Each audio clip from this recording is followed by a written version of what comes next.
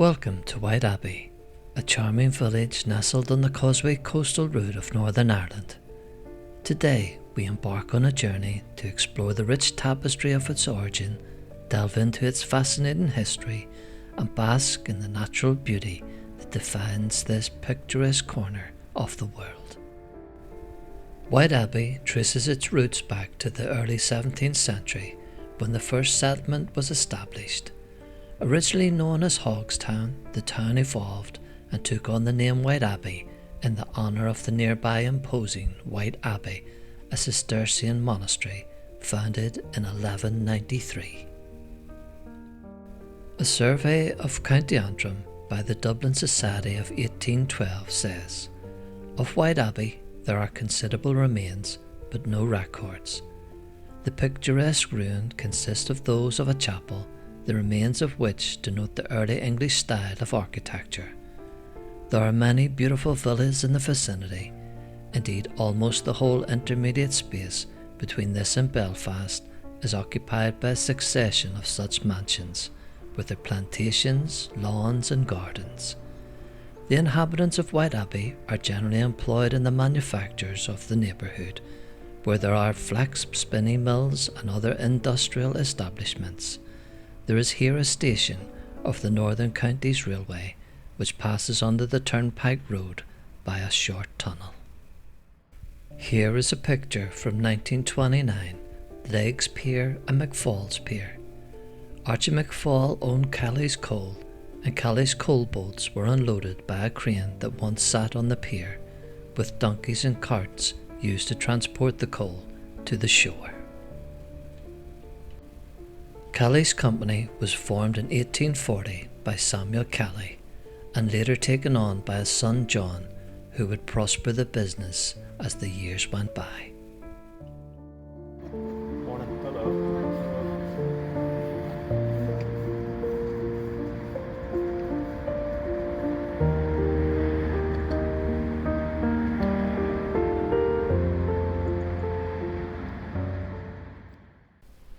As time unfolded, Whiteabbey played a crucial role in Northern Ireland's Industrial Revolution, with companies such as the Whiteabbey Spinning Company, the Whiteabbey Bleaching Company.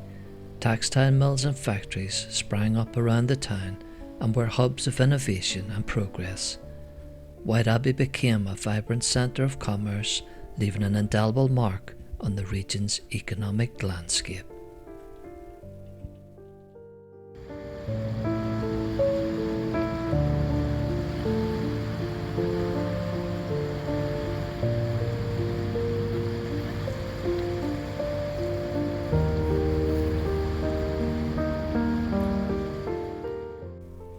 Of the mansions that once graced this landscape, few remain.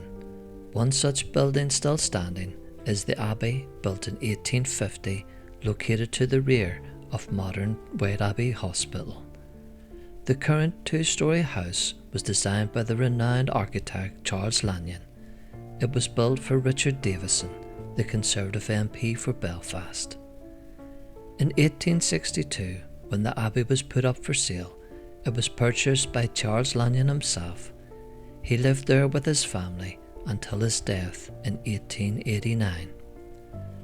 The Abbey was subsequently auctioned, exchanged hand many times for various purposes, and sadly today lies in ruins.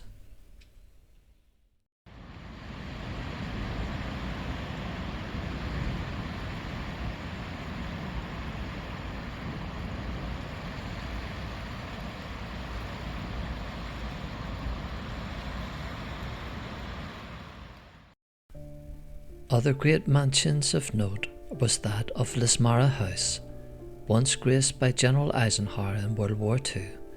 It was home to the McCalmont family, pillars of the establishment representing generations of military service. Here are some other notable buildings, as well as Whiteabbey Convent.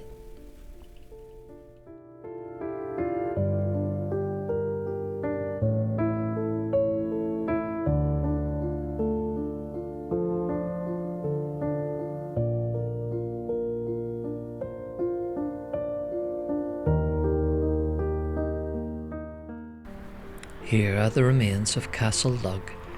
A link with the Lug family, prominent in Carrickfergus in the 16th and 17th centuries, is possible but cannot be proved.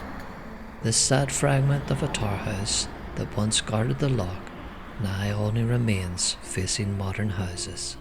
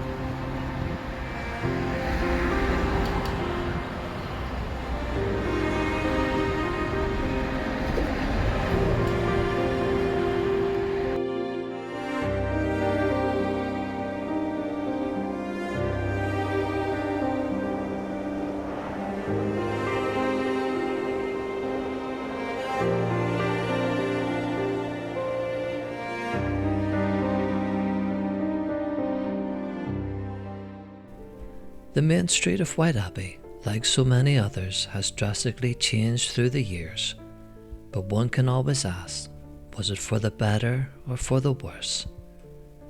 Sadly to me, the charm, the beauty and the splendour seem always to be first to be lost. What some call progression, others call regression.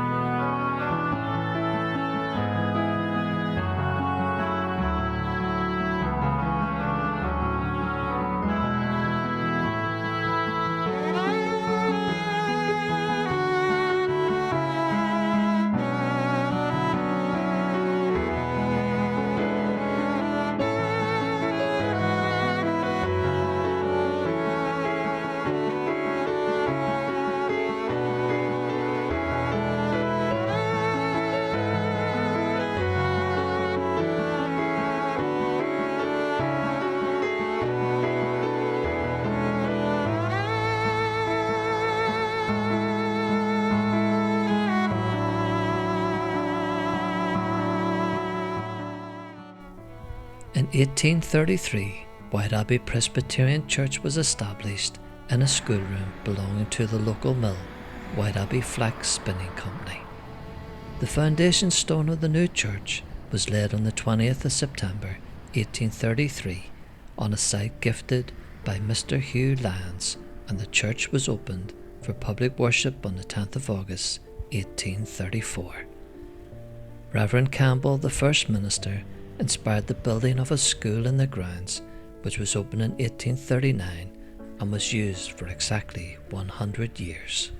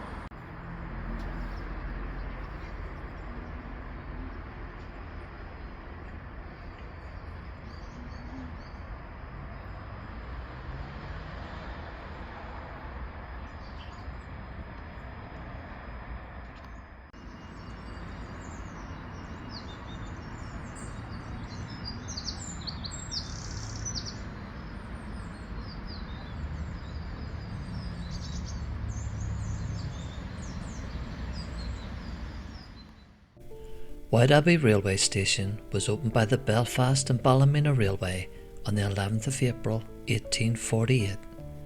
The station buildings were erected in 1863 and 1864, and the waiting room on the down platform was built in the 1890s.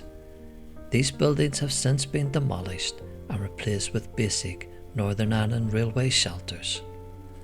After Whiteabbey, the next station down the Larne line used to be Bleach Green Halt, but this was closed in May 1977.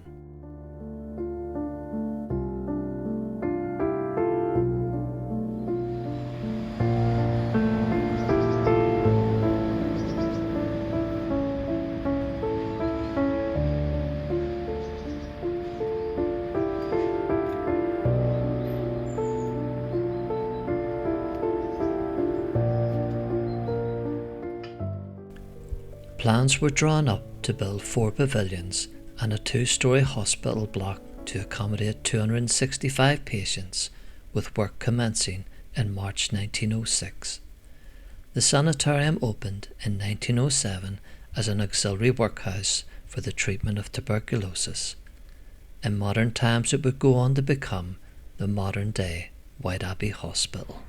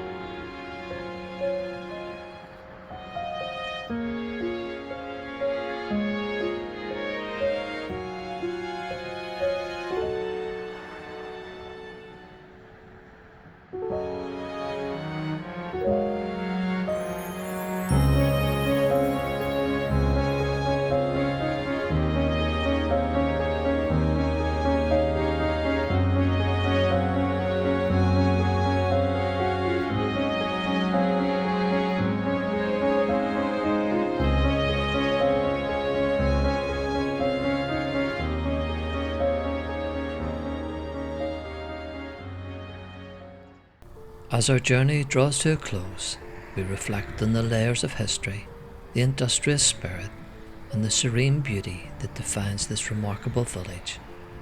Whether you're a history enthusiast, a nature lover, Whiteabbey welcomes you with open arms.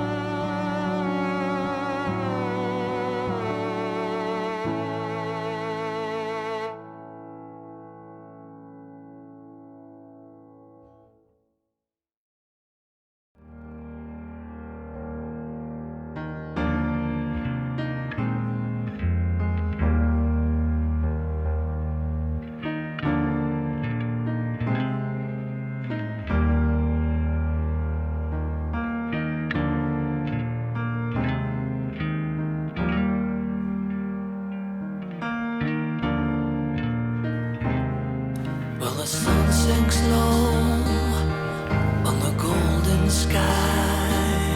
Shadows lengthen as the day whispers goodbye.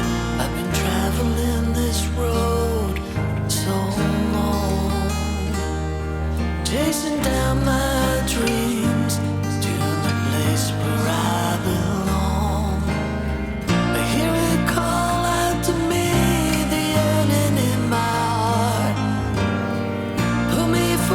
closer, drag me back to the start.